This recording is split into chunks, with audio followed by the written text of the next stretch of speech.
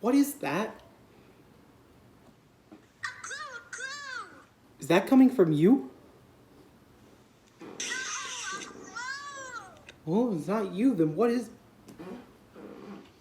Oh! Oh, it's a clue! And it's this... squeak sound. Ha! You know what we need? Our handy dandy... Nope. Right. Okay. Yeah.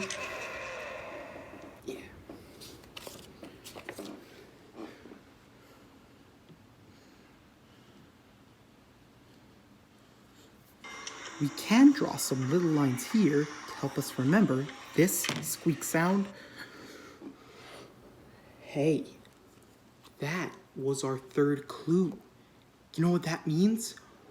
We're ready to sit in our Thinking chair. thinking chair. Let's go.